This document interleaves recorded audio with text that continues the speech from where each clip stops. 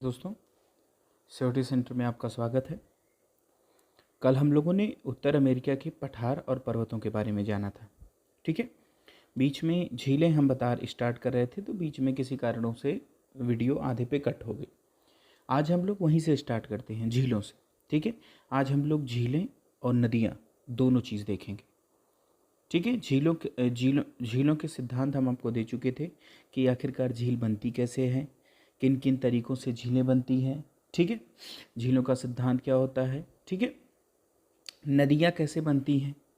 ठीक है, किसी भी गर्त में पानी फंस जाने से वो झीलों का निर्माण हो जाता है। किसी भी गड्ढे में जो बारिश का पानी आता है, वो क्या करते हैं, झीलों का निर्माण करते हैं। ठीक है, पर्वतों के बीच में भी, दो पर्वतों के बीच में भी अगर गड्ढे हैं, गर्त हैं, तो उसमें अगर पानी का ठहराव होता है तो वो झील बन जाती है। और अगर दो पर्वतों के बीच में एक छोटा सा वो जो गर्त है, जो गड्ढा है, वहाँ से एक निकलने का, गर्त के बाद एक निकलने का, पानी के भराव कर निकलने का अगर एक रास्ता बन जाता है, तो वो क्या होती है, नदियाँ हो जाती हैं। उसी गर्त से, उसी दो पहाड़ों के बीच से जो झीलें बनी हैं, वहीं से पानी का जब झुकाव निकलना शुरू होता है, निकासी शुरू होती है मैदानी इलाकों में, तो वो क्या होते हैं, वो नदियों का रूप धारण कर लेती हैं। ठीक है, हम झीलें देखते हैं उत्तर अमेरिका के, बिना कुछ कहे। ठीक है, ये हेडिंग हो गया, इसको हम हटाते हैं।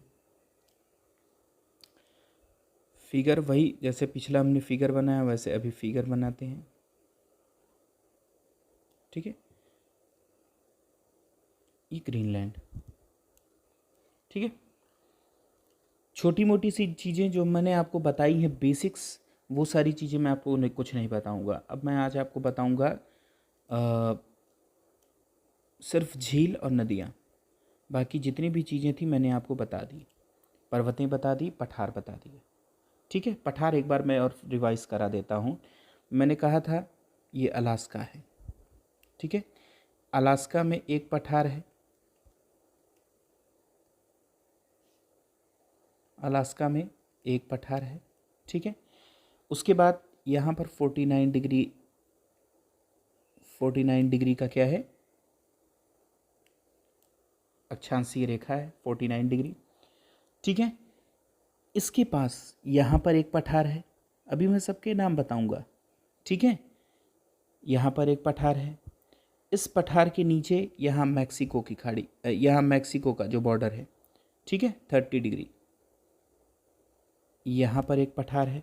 ठीक है, फिर ये मैक्सिको में एक पठार है, मैक्सिको के बाद यहाँ पर एक पठार है। पहले सारे पठार बना लीजिए, कहाँ कहाँ पठार है, याद रहेगा इससे आपको। ये पूरा एक बड़ा सा पठार है, ये या इस एरिया में ये पूरा एक बहुत बड़ा सा पठार है। बेसिकली ये पठार ने, इसको कैनेडियन सील्ड बोलते हैं। लॉरेशियन पठार नाम है इसका, और कैनेडियन सील्ड इसका दूसरा नाम है। ये बेसिकली सील्ड है। सील्ड वो जगह होती हैं जहाँ पर धातुएं पाई जाती हैं, जैसे सोना, चांदी और बाकी बहुत सारी चीज़ें। ठीक है, एक यहाँ पर छोटा सा है पठार। ठीक है, एग्जैक्ट। अब मैं आपको नाम बताता हूँ, याद रखिएगा। अलास्का में, यहाँ पर अलास्का में जो पठार है उसका नाम है यूकॉन का पठार, यूकॉन का पठार। ठीक है, अलास्का में जो पठार है उसका नाम क्या है, यूकॉन का पठार। फिर 49 डिग्री के पास जो कनाडा में और यूएस में दोनों में बट रहा है, वो पठार, उस पठार का क्या नाम है, कोलंबिया का पठार, कोलंबिया का पठार। ठीक है, याद, एकदम याद रखें, कोई कुछ भी नहीं है। एक बार फिगर बना देंगे, फिगर बनाकर आप सारे पठार को इंडिकेट कर देंगे, नाम आपको खुद ब खुद आ जाएगा, अगर आपने ठीक से पढ़ा होगा तो।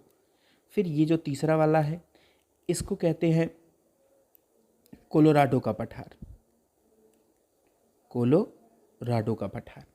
ये, इसका नाम मैक्सिको ही है, मैक्सिको का पठार। ये मैंने आपको बताया ये मैंने आपको बताया लॉरेशियन सील्ड। ठीक है, ये क्या हो गया, लॉरेशियन, इसे लॉरेशियन पठार कह देते हैं और कैनेडियन सील्ड कहते हैं, कैनेडियन सील्ड कह देते हैं, ठीक है, कैनेडियन सील्ड या लॉरेशियन पठार कह देते हैं। एक पठार ये बचा है, ठीक है, एक पठार ये, याद रखिएगा कोलोराडो नाम का ये पठार है और यहीं से एक नदी भी निकलती है, समझ आ रहा है, यहीं से एक नदी निकलती है, ये यूकॉन नाम का पठार है, यहाँ से एक नदी निकलती है, ठीक है, ये कोलंबिया पठार है, समझ में आ रहा है, ये क्या है, कोलोराडो का पठार है, यहाँ से ये यूकॉन का पठार है, यहाँ से एक नदी निकलती है, कोलोराडो के पठार से एक नदी निकलती है, समझ में आ रहा है। तो यूकॉन के पठार से जो नदियाँ निकलती है उस नदी का नाम याद रखिएगा, पहली नदी यूकॉन नदी कहलाती है। यहाँ से एक नदी निकल रही है जिसको यूकॉन नदी कहते हैं, बेसिकली वो नदी यहाँ से निकलती है, ठीक है, यहाँ से यूकॉन नदी निकलती है। फिर यहाँ पर क्या है, यहाँ पर कोलोराडो है, कोलोराडो पठार के पास से एक नदी निकलती है जिसका नाम भी कोलोराडो नदी है, याद रखिएगा, ठीक है। उसके बाद बाकी सब जो नदियाँ हैं वो कुछ नदियाँ इधर रॉकीज़ से निकलती हैं, रॉकीज़ से मिसिसोरी निकलती है, ठीक है, और बाकी ये ऊपर कनाडा से ऊपर बफोर्ड सी से एक नदी आती है जिसको मैकेंजी नदी कहते हैं। ये सारी चीज़ें अभी हम आपको बताएंगे, अभी हम झीलें केवल बता रहे हैं। ये रिवाइज़ मैंने आपको कर दिया, झील फिर से याद कर लीजिए, यूकॉन का पठार, फिर 49 डिग्री के पास कोलंबिया का पठार, फिर मैक्सिको के बॉर्डर, यूएस मैक्सिको बॉर्डर पे कोलोराडो का पठार, फिर मैक्सिको का पठार मैक्सिको में है, फिर एक लॉरेशियन सील्ड है, उसको भी लॉरेशियन पठार, कैनेडियन सील्ड, लॉरेशियन सील्ड कुछ भी कह सकते हैं, और एक ये लास्ट वाला है, ठीक है, ये लास्ट वाला एक पठार है। इस पठार का अगर आप लोग मैप में थोड़ा देखें तो मैप में इस पठार का नाम आप मुझे बताइए, ठीक है, इस पठार का आप मैप में देखकर आप मुझे नाम या कमेंट कर दीजिएगा। इस पठार का नाम मैंने आपको बताया था, इस पठार का नाम आप लोग बता देंगे मुझे तो ठीक रहेगा, हम ये पता चल जाएगा कि आप लोगों को भी मैप देखने आ रहा है, मैप समझ सकते हैं, ठीक है। मैं यहाँ पर वीडियो क्या करता हूँ, अब यहाँ पर मैं झीलों के ऊपर आता हूँ, मिटा देता हूँ उसको मैं, ठीक। झीलें देखिए,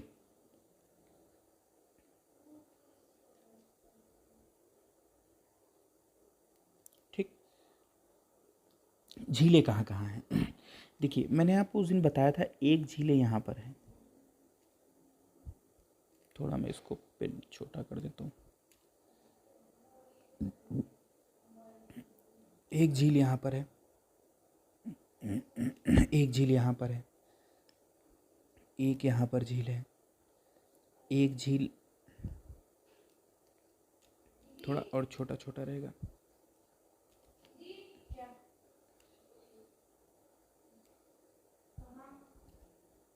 ठीक है, कुछ इस तरीके से। उसके बाद यहाँ नीचे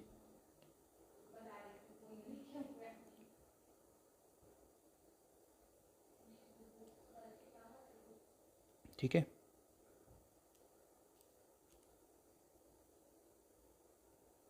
ये और एक ऐसे है यहाँ पर थोड़ा सा उठा हुआ है,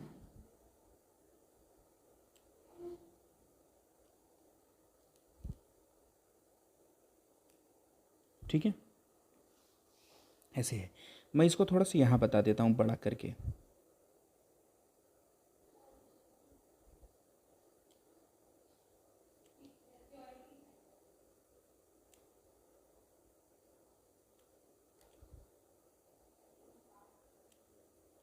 ठीक है, इस तरीके से, थोड़ा सा खाली इस तरीके से है, आप समझने के लिए समझिए।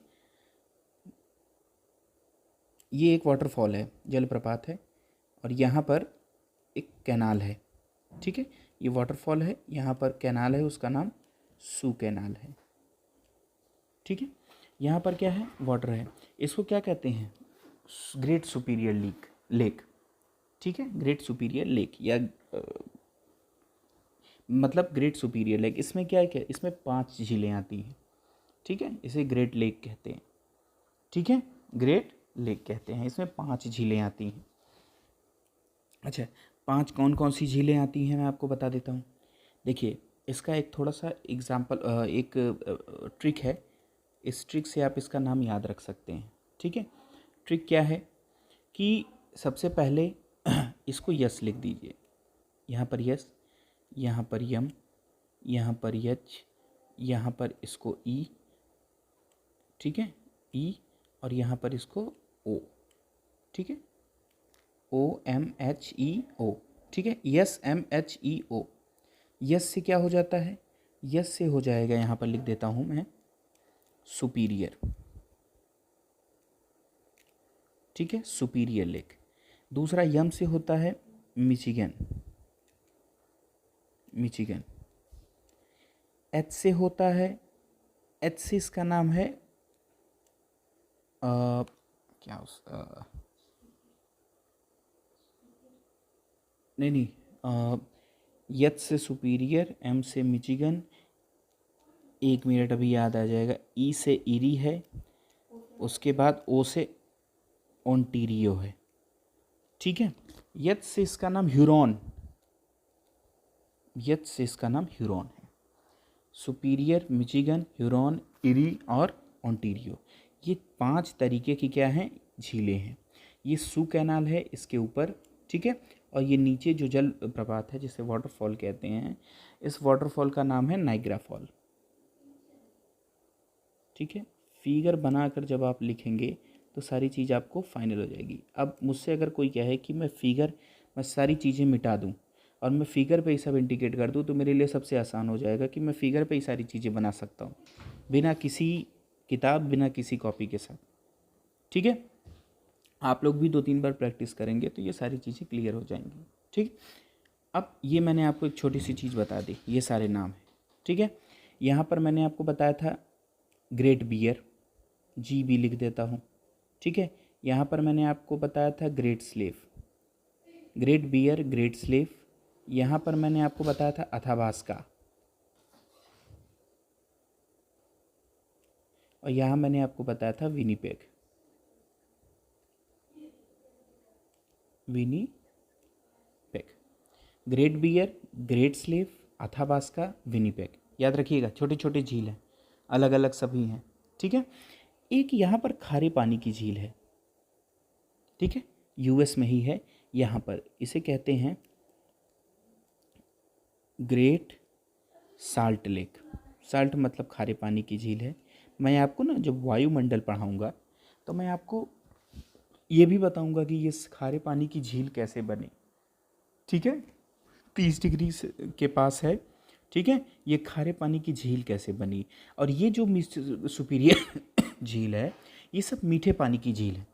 ये खारे पानी की झील है, ये मीठे पानी की झील है, ठीक है। तो ये मीठे पानी की झील होती क्यों है, ये खारे पानी की झील क्यों होती है, ये मैं आपको वायुमंडल में बताऊंगा, ठीक है। अच्छा, एक छोटा सा आप समझ लीजिए कि आखिरकार ऐसा होता क्यों है। दरअसल ये क्षेत्र मरुस्थलीय क्षेत्र है, ठीक है। ये क्षेत्र क्या है, मरुस्थलीय क्षेत्र है। मरुस्थलीय क्षेत्र में आप जानते हैं कि बारिश कम होती है। अब इतना जानिए कि मरुस्थलीय क्षेत्र में बारिश कम होती है, और ये जो पूरा लेक है, ठीक है, ये लेक है, ये सूखा है। ये पूरा क्या होता है, ये लेक पानी की तो है, लेकिन मरुस्थल के नज़दीक होने के कारण ये खारे पानी की झील है। अभी इतना केवल समझिए कि मरुस्थल के पास होने के नाते ये खारे पानी की झील है, ठीक है। अब एक चीज़ और है इसमें, और वो चीज़ें मैं वायुमंडल में भी बताऊँ तो ही आपको समझ में आएगी। यहाँ पर 2 चीज़ें आती हैं, एक आती है आर्द्रता, ह्यूमिडिटी, ठीक है, और ह्यूमिडिटी एक आती है यहाँ हवाएं किस तरीके की चलती हैं। ह्यूमिडिटी, यहाँ वर्षा कैसी होती है, वर्षा तो कम होती है मरुस्थलीय क्षेत्र में, आप लोग जानते हैं, क्योंकि हवाएं इधर से चलती हैं। ये जो पूरा अक्षांश होता है इस रीजन का, तो हवाएं जब इधर से उठती हैं तो यहाँ आते आते आते आते सारी बरसात कराते कराते कराते कराते कराते कराते यहाँ तक वो ख़त्म हो जाती है। तो यहाँ तक वो हवाएं नहीं पहुँचती और न बादल को इस यहाँ तक ला पाती हैं, क्योंकि हवाएं जब चलती हैं तो अपने साथ क्या करती हैं, बादलों को भी तो लाती हैं, ठीक है। बादलों को क्या करती हैं, लाती हैं, और बादल यहाँ से वर्षा करना शुरू करते हैं। शुरू करते करते करते करते उनकी भी तो एक टेंडेंसी है, एक द्रव्यमान है, यहाँ तक आते आते आते आते वो ख़त्म हो जाते हैं, यहाँ तक पहुँचते नहीं, या पहुँचते भी है तो हल्के बहुत पहुँचते हैं। और हल्के बहुत पहुँचते हैं तो फिर बारिश हो नहीं पाती। इसीलिए ये क्षेत्र क्या हो जाता है, खारा, ये एक तरीके का मरुस्थली हो जाता है। मरुस्थली होने के खारा हो जाता है। एक दो पॉइंट और है, उसको मैं आगे बताऊंगा वायुमंडल में।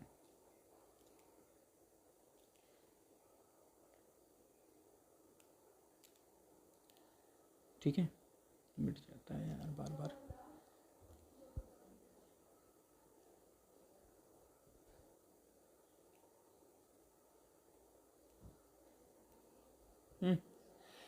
ये यहाँ पर हो गया।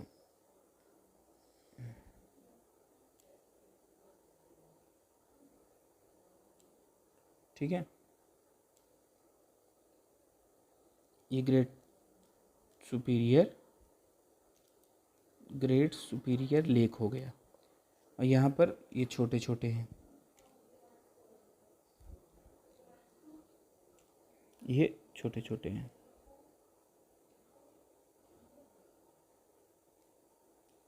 ठीक है, ये ग्रेट बियर, ये ग्रेट स्लेव, ये अथाबास्का और ये विनीपेग। ठीक है, ये आपको पता चल गया। ग्रेट स्लेव में कितने आते हैं, 5 आते हैं। ठीक है, 5 आते हैं। एक यहाँ से superior, Michigan, Huron, eerie, Ontario. ठीक है, एक सू कैनाल आता है जो ऊपर रहता है। ठीक है, और एक जलप्रपात आता है जो यहाँ पर होता है। ठीक है, उस जलप्रपात को क्या कहते हैं, नाइग्रा फॉल कहते हैं, नाइग्रा वाटरफॉल। ठीक है, एक ग्रेट लेक कहाँ आता है, एक ग्रेट साल्ट लेक यहाँ आता है, खारे पानी की झील। ठीक, तो बेसिकली सिर्फ इतना ही है, इसके अलावा भी और कुछ भी नहीं है। समझ में आ गया? ये आपकी क्या हो गई, टोटल लेक ख़त्म हो गए। एक लेक मैं यहाँ आपको लिखवा देता हूँ, एक ग्रेट स्लेव लेक, अरे ग्रेट सुपीरियर लेक है, ये मैंने आपको बताया, इसमें 5 हैं। उसके बाद मैंने आपको ग्रेट बियर बताया, ग्रेट स्लेव बताया, अथाबास्का बताया, अथाबास्का के बाद विनीपेग बताया। ठीक है, विनीपेग के बाद एक ग्रेट साल्ट लेक ख़त्म। ठीक है, इसके बाद अब कुछ भी नहीं है। लेक जितने भी थे, झीलें जितनी भी थी, सिर्फ यही हैं। इम्पॉर्टेंट झीलें सिर्फ यही हैं, इसके अलावा कुछ भी नहीं पूछी जाती। अब आते हैं हम नदियों पर। ठीक है,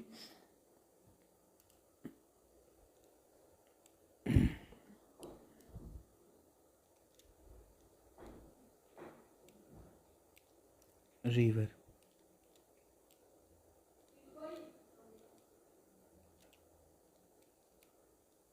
नदियाँ।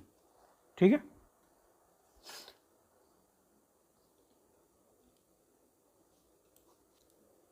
अब यहाँ पर हम नदियाँ देखते हैं। ठीक है, सारी नदियाँ अभी हम ख़त्म कर देंगे आपकी, आपको कोई चिंता की ज़रूरत नहीं, रिवाइज भी होता रहेगा।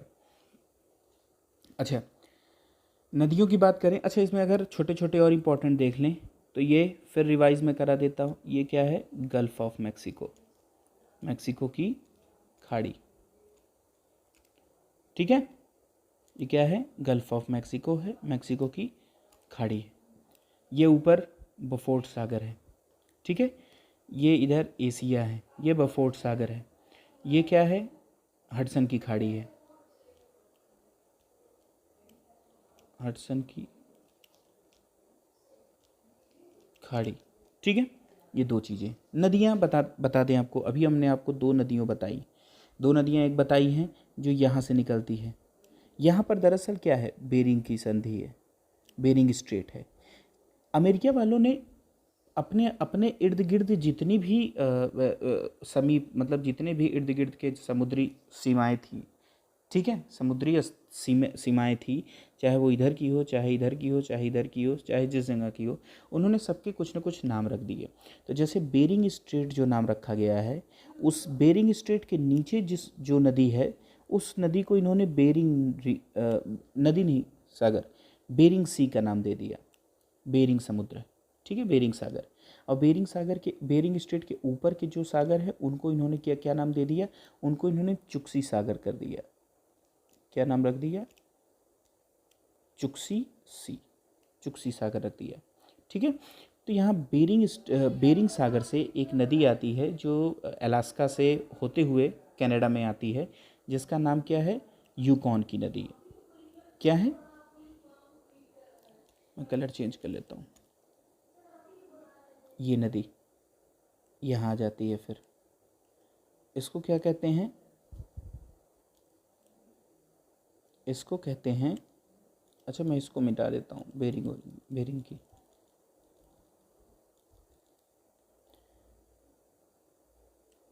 ये अलास्का है, यहाँ से एक नदी निकलती है, इसको हम लोग कहते हैं यूकॉन नदी। ठीक है, ये यूकॉन की नदी हो गई। ठीक है, एक नदी यहाँ से आती है,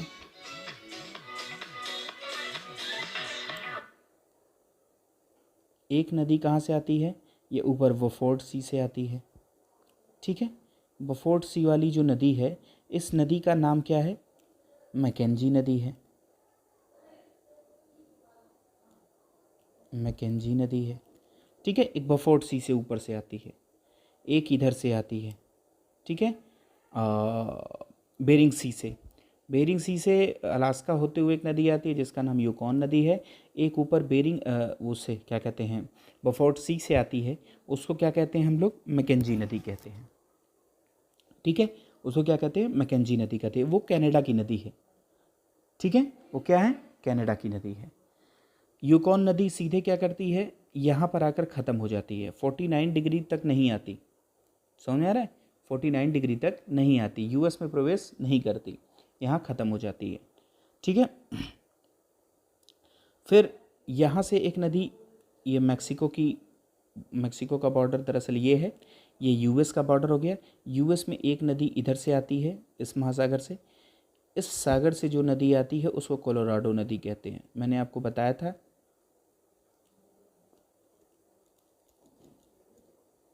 इसको मैंने बताया था, एक नदी ये जाती है,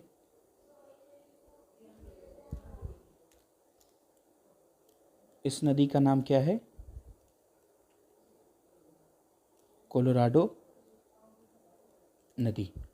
ठीक है, यूकॉन, मैकेंजी, कोलोराडो नदी। ठीक है, ये कोलोराडो नदी भी इधर जाकर ख़त्म हो जाती है। ठीक है, यहाँ ये मैंने आपको बताया था, इधर एक पर्वत है, इधर एक क्या है? इधर पर्वत है। इधर के पर्वतों से जो लास्ट श्रृंखला है, जिसे रॉकीज़ रेंज कहते हैं, यहाँ से एक नदी निकलती है, यहाँ से एक नदी निकलती है जो धीरे धीरे नीचे आती है। ठीक है, यूएस में ही कहते हैं, यहाँ से एक नदी निकलती है जो धीरे धीरे नीचे आती है। ठीक, फिर इधर जो सुपीरियर लेक है, इस सुपीरियर लेक के पास से एक नदी निकलती है जो यहाँ सेंट लुइस में, यहाँ कौन सी यहाँ क्या है? सेंट लुइस में क्या करती है? एक साथ मिलती है। इसके बाद जब थोड़ी दूर आगे निकलती है, यहाँ से थोड़ी आगे निकलती है, तो यहाँ से लास्ट में जो इरी, यहाँ पर जो इरी लेक है, इरी से एक नदी निकलती है जो यहाँ इसके पास आकर मिल जाती है, और फिर ये तीनों नदी क्या करती हैं? मैक्सिको की खाड़ी में गिर जाती है। ठीक है, ये ओहियो नदी है, ओहियो नदी। इस नदी का नाम इसका नाम मिसिसिरी है। ठीक है, मिसिसिरी, और इस नदी का नाम है मिसिसिपी।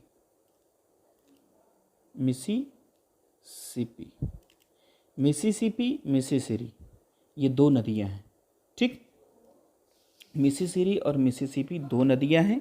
ये नदियां सेंट लुइस में मिलती हैं, और ये सब यूएस में ही होता है। सेंट लुइस भी कहाँ? यूएस में है।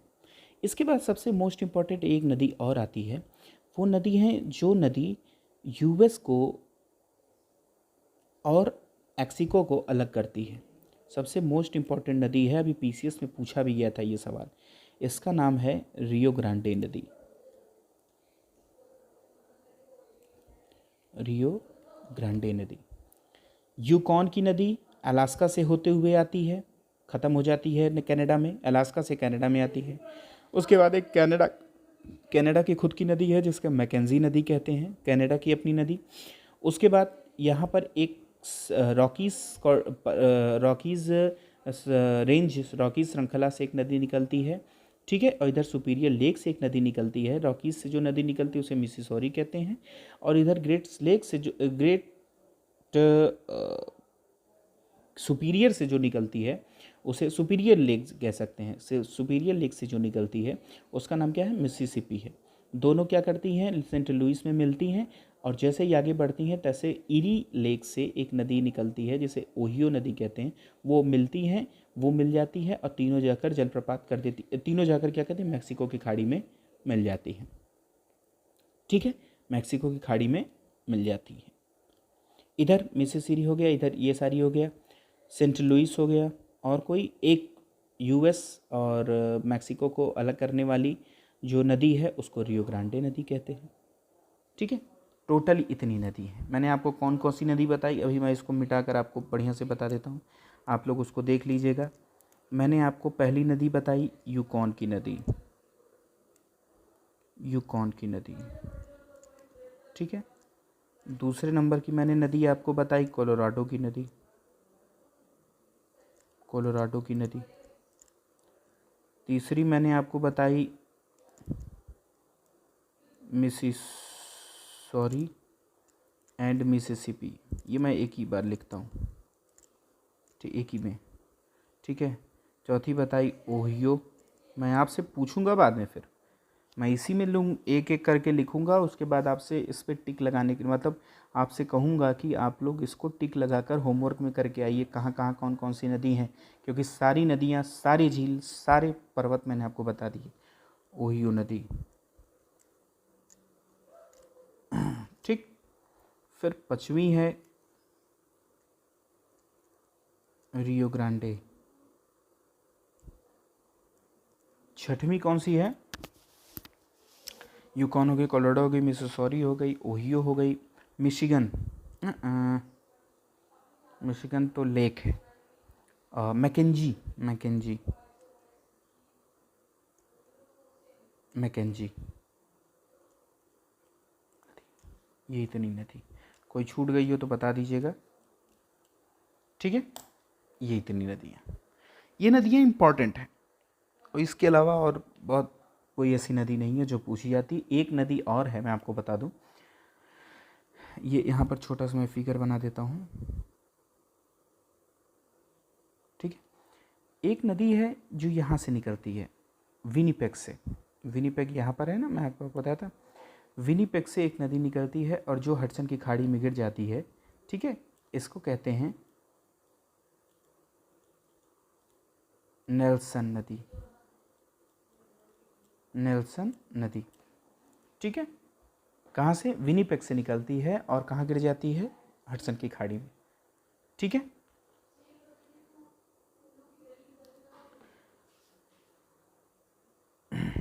इसको मैं मिटा देता हूँ,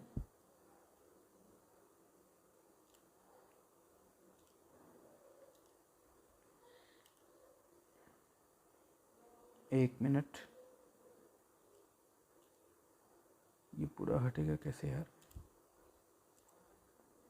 हाँ। अब मैं आपसे एक बात कर लूँ कि मैंने आपको क्या क्या बता दिया, ठीक है। मैंने आपको उत्तर अमेरिका के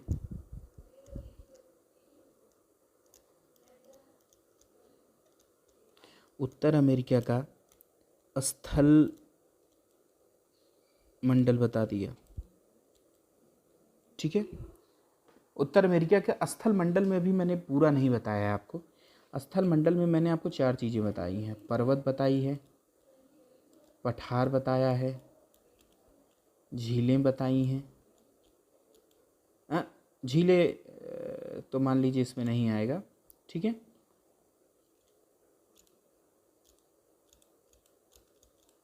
अभी मैंने स्थल मंडल में, और दूसरी है जलमंडल।